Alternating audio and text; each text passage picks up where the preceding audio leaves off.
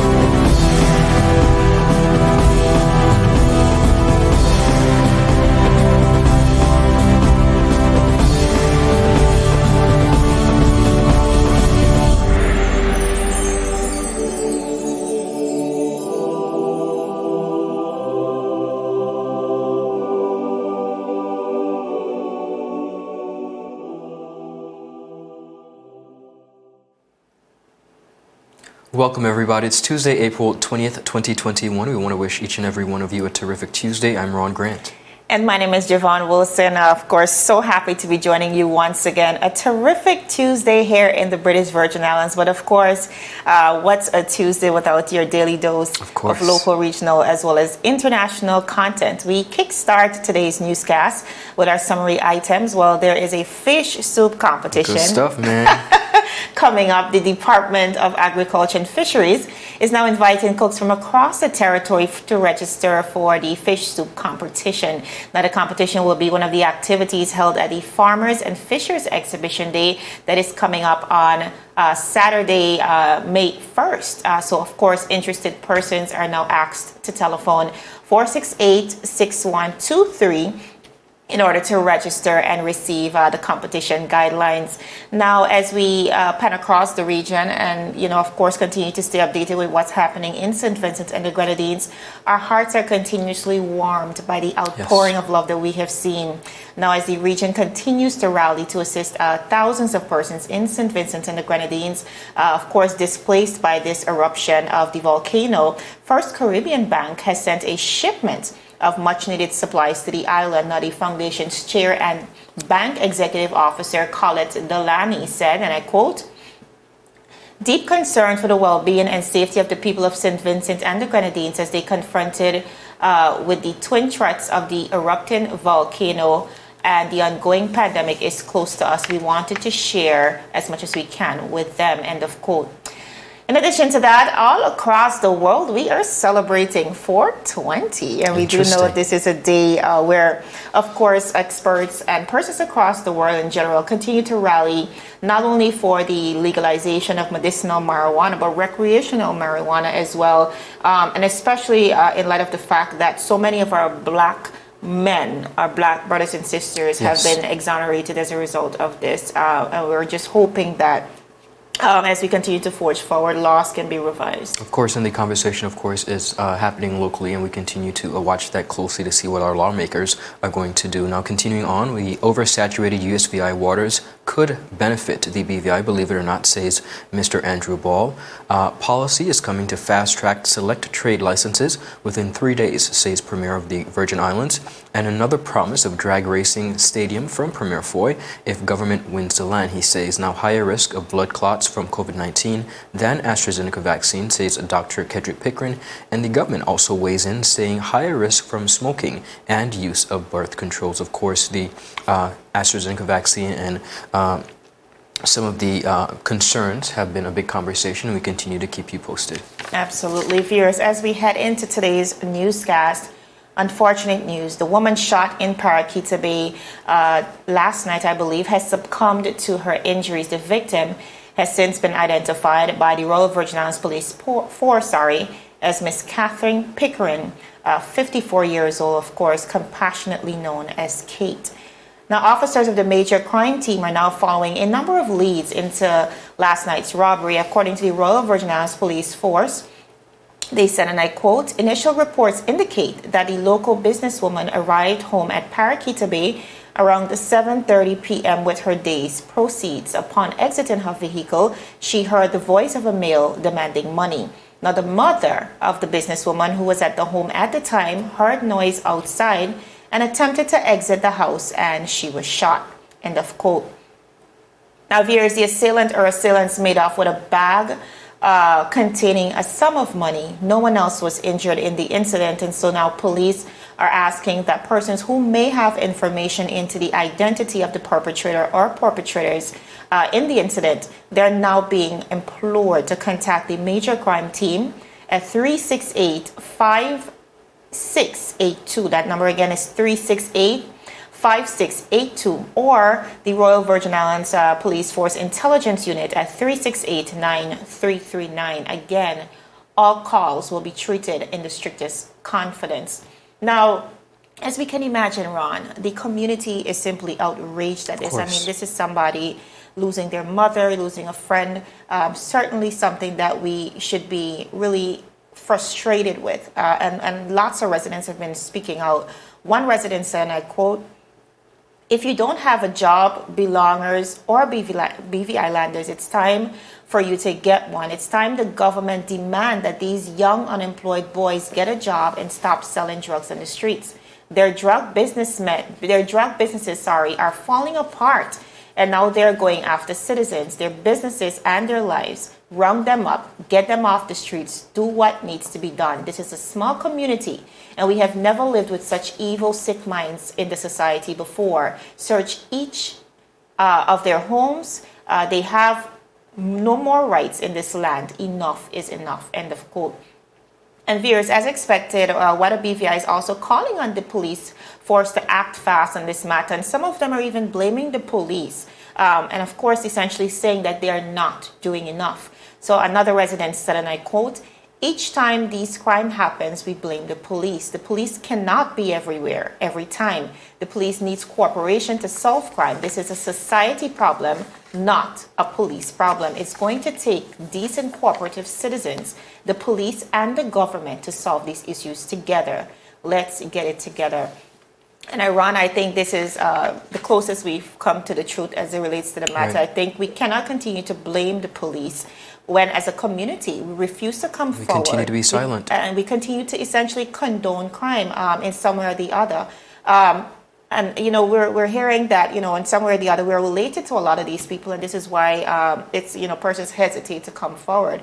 But believe it or not, if we refuse to do what we need to do, this could simply get out of control. And like we said, we are losing our sisters, our brothers, we're losing our men, and we simply cannot continue to condone it. The police commissioner, outgoing police commissioner, I should say, former police commissioner, Mr. Michael Matthews, said, we need to get frustrated, we need to be outraged, and I think he's correct. We need to take this into our own responsibility and stop looking to the next person to solve crime. Well, Jovan, in regards to the outgoing commissioner's comments, I do think that he is right. And it not only is imperative in this particular instance, but there are a lot of issues that are facing our territory. And you wonder if the residents are frustrated enough. Because, like we mentioned, we continue to remain quiet. We continue to sit in our homes and complain, but do not, at the end of the day, want to have these conversations. While I do not agree with persons blaming the police because they are doing their best, I do think that as a territory, our lawmakers have to look perhaps at how these heinous crimes are handled. For example, the brazen murder, execution in the estate where persons were traveling. And then now this again, I think perhaps we need to look at and revisit how we are treating these criminals. Perhaps the UK's assistance is needed when it comes to these levels of crimes that could send a message to perpetrators that it would not be tolerated. You're not going to kill a woman, a businesswoman, a mother, and simply sit in balsam gut on taxpayers' money. That's just not how it's going to operate. Right. And I think at the end of the day, when we have hardworking people in our community who have contributed significantly to this territory, to then leave and go home and be attacked and in the interim lose their lives, I think that's where it ends. And we have to really look at how we're looking at these crimes and how we're perhaps presenting them to the general public. And it's, again, It's an unfortunate bizarre. situation. It's bizarre, Absolutely. and it definitely has rocked the territory. And of course, the former police commissioner, Mr. Matthews, has been calling on government to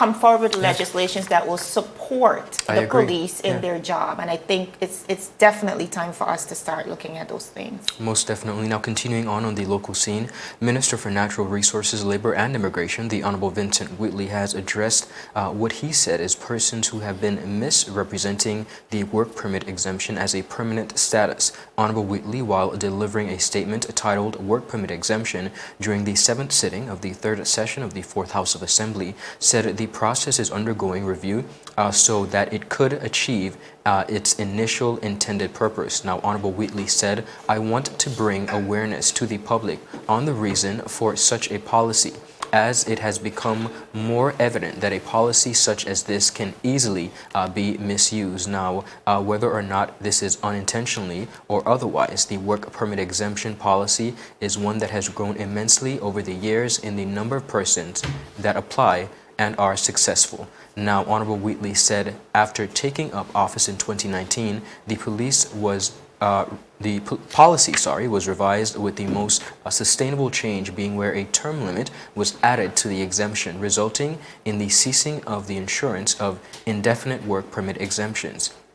He added that it is the belief that this change will really allow for the correct intent and purpose of the exemption to be realized. Honorable Whitley explained the difference between a work permit exemption and permanent status, and also addressed employers who advertise misleading statements that contribute to the misconception about work permit exemptions. He said, and I quote, I have reduced once more the categories of persons eligible to qualify for work permit exemption by removing the category of tenure. Therefore, persons are no longer eligible to apply for work permit exemption if employed for any specific number of years within the territory of the Virgin Islands. Now, the minister said that this will fall in line with the pending immigration reform. He said the aim is to formalize both immigration and labor policies as it relates to the number of years a person can reside in the territory while on a work permit prior to their possible transitioning into a permanent residence. The categories of work permit exemptions by marriage and minister's discretion will remain, of course, albeit with new guidelines. Honorable Whitley said, adding, I would also like to point out that grading schemes has been introduced to the minister's discretion category that will allow for a more streamlined, consistent, and fair approval of applications. The work permit exemption situation of subsidiary to one of substance. The Department of Labor, along, of course, with the Minister in Workforce Development, continues to promote good labor management practices at workplaces to really ensure a stable and harmonious labor relations between employers and employees, and, of course, to protect the rights, wages, working conditions, safety, health, and welfare of workers through enforcement of the British Virgin Islands Labor Code. A very, very important topic, Jovan, as we look at the entire issue of work permit exemptions, and we see the minister taking a really proactive approach in making sure that it's clarified, and we wish him the very best in this regard. Absolutely. Vera, still ahead of the break, the Joes Hill housing project that we've been talking about for quite a number of years is now scheduled to actually be ready before the finished timeline that was projected initially. So we have that and a lot more, after this quick commercial break. Stick with us. The win. What the hell? I'm freaking out. Jumper is about these people. It's always a pleasure coming to you live and direct from the What's poppin'? What's really good? Davis has won it for the Lakers.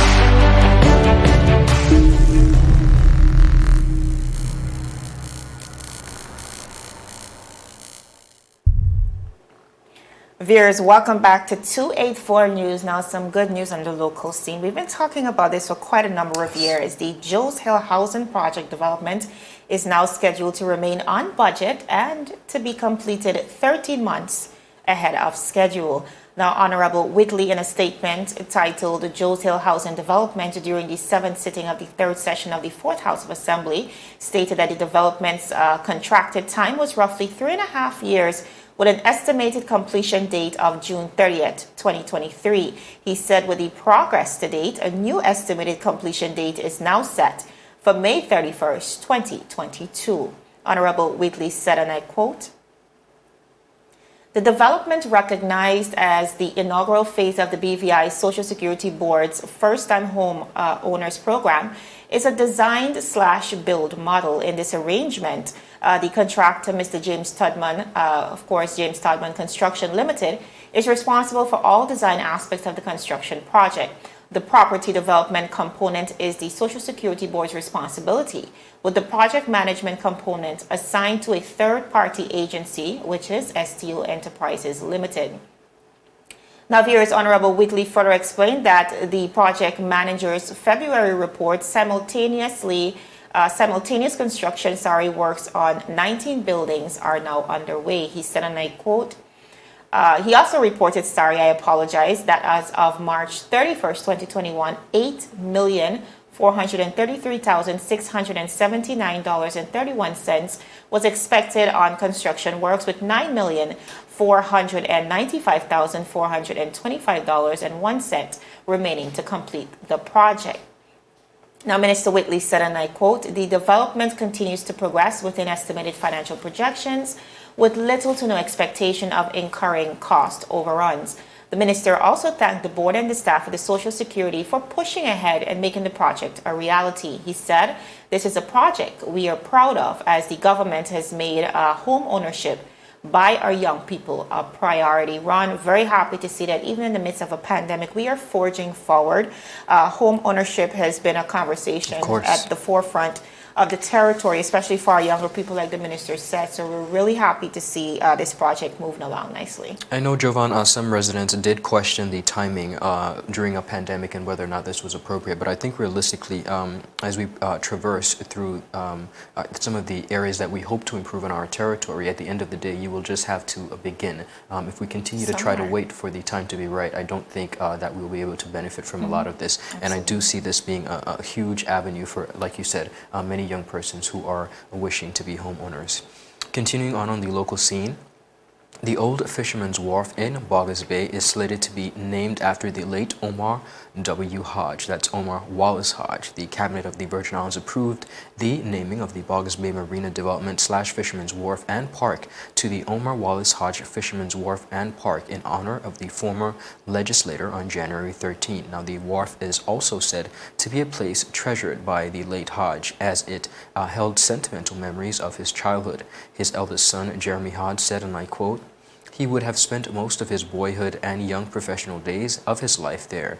In addition to the community center, this was one of the projects by which he was most proud and fond. I see this as an acknowledgement of his contributions to the territory of the Virgin Islands." He added that he is very happy and grateful that, given all the work that his father has done over the years, as 6th District Representative, the current representative and the government of the Virgin Islands found it fitting to name the wharf in his honor. Now, the naming of the Omar Wallace Hodge Fisherman's Wharf and Park will take place on Monday, April 26th at 3 p.m. Now, of course, Jovan, the Honorable Omar Hodge served the people of the 6th Electoral District for quite some time, and I do think it is fitting, and we continue to celebrate his legacy and his life with, of course, this honoring and, of course, with his family. So we definitely, viewers, plan to bring you live coverage of this event. And I know Honorable Alvaro Maduro Keynes is so excited to get this over with, of course, and of course to dedicate it in his name, because he's definitely most deserving. Viewers, still ahead of the break, I apologize. Still ahead of the break, we have some regional as well as international news. So stick with us. There's more coming. Gentlemen, aspiring gentlemen, and our partners that hold us down. It's season 2 of The Art of a Distinguished Gentleman, taking you on the most inspiring journey with the best and brightest distinguished gentlemen of the BVI. Raw, real-life lessons that translate to grounded, community-minded, well-rounded men like you've never seen them before. Governor Augustus J.U. Jaspert, Jovan Klein, Neil Klein, and so much more. Turning modern-day men into 21st century distinguished gentlemen with yours truly, Ron Grant, a 284 Media production. Viewers, welcome back to 284 News. Now, we've been speaking about this for quite a while. Incoming Police Commissioner, Mr. Mark Collins, he is finally here and has been appointed. Now, Mr. Mark Collins, QPM, formally took up the post of Commissioner of the Royal Virgin Islands Police Force on April 19th, which of course was yesterday, following a brief ceremony, swearing-in ceremony at the Government House. Now, the Commissioner brings to the post more than 30 years of law enforcement experience, including leadership posts such as Detective Superintendent in charge of the Wills Extremism and Counterterrorism Unit, Borough Commander, Chief Superintendent for the Waltham Forest with the London Metropolitan Police Service, and Chief Constable of the Dift Powys Police in England. Now, Governor John Rankin, CMG, said that Mr. Collins' experience is a benefit to the overall security and safety of the territory. Governor Rankin said, and I quote, "I am delighted to welcome Mark Collins as the new Commissioner of Police. Mr. Collins brings a wealth of senior level policing experience and expertise into the role. I am sure he will be a dedicated public servant to the people of the BVI, and I look forward to working with Mr. Collins alongside the committed officers of the Royal Virgin Islands Police Force in promoting the security of the British Virgin Islands." Now, viewers, the governor added his appreciation for Mr. Michael Matthews and his accomplishments while serving as the Commissioner of Police. Governor Rankins said, and I quote, "I would like to take this opportunity to thank outgoing Commissioner Mike Matthews for all he has achieved during his term in office and for his signal service to the British Virgin Islands. I offer him every best wish for the future," Governor Rankins said. Now, viewers, the new Commissioner of Police thanked the governor as well as the members of the force and the BVI community for their warm welcome thus far. He said he was especially grateful to Mr. Matthews, whose work forms a foundation on which to build his service in the territory. He said, and I quote, "I am very much looking forward to building on the work of my predecessor, Mr. Mick Matthews. My main priority going forward will be the security of the islands and the continuing battle against serious and organized crime, which continues to make the islands an unwelcoming environment for groups wishing to engage in any of the aforementioned criminal activities," Mr. Collins said. Now, the oath of office was administered by Senior Magistrate Tamia Richards and witnessed by the Premier and Minister for Finance, Honorable Andrew A. Foy, the Deputy Premier, Dr. the Honorable Natalio D. Whitley, our Deputy Governor, Mr. David D. Archer, Superintendent of Police, Sinclair Amori. We also had the Attorney General there, Ms. Dawn Smith, and of course, other public officers and members of the Royal Virgin Islands Police Force. Ron, the new police commissioner, Mr. Mark Collins, is coming in at a very critical time in the history of the Virgin Islands.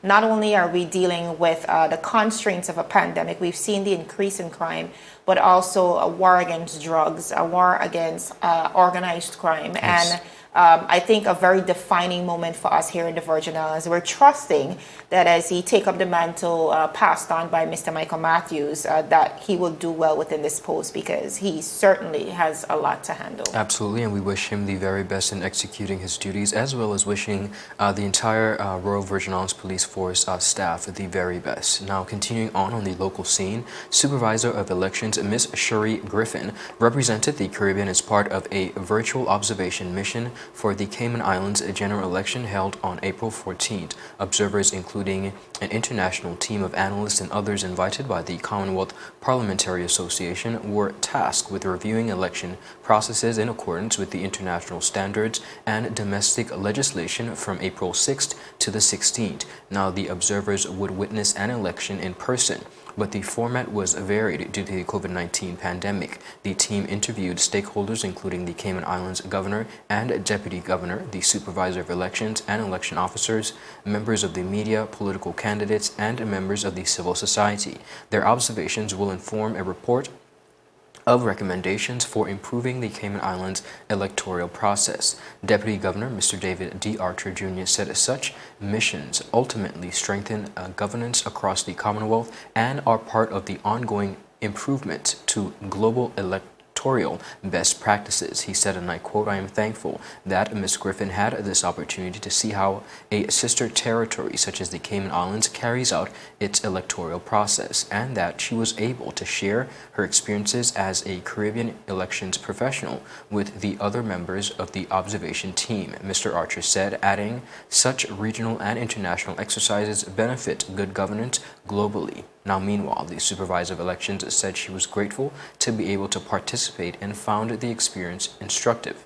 "I am pleased," she said, "to have represented the Caribbean in this exercise, and I especially appreciate the deeper understanding I have gained from observing the commonalities and differences in elections practice these two overseas territories have to offer," Ms. Griffin said. Now, she also added the importance of effective, non-partisan administration of elections and an overreaching legal framework with supporting mechanisms for redress cannot be underscored enough. Increasing transparency and accountability helps build the confidence to the citizens in their electoral practices. Such in return, heightens the legitimacy of democracy.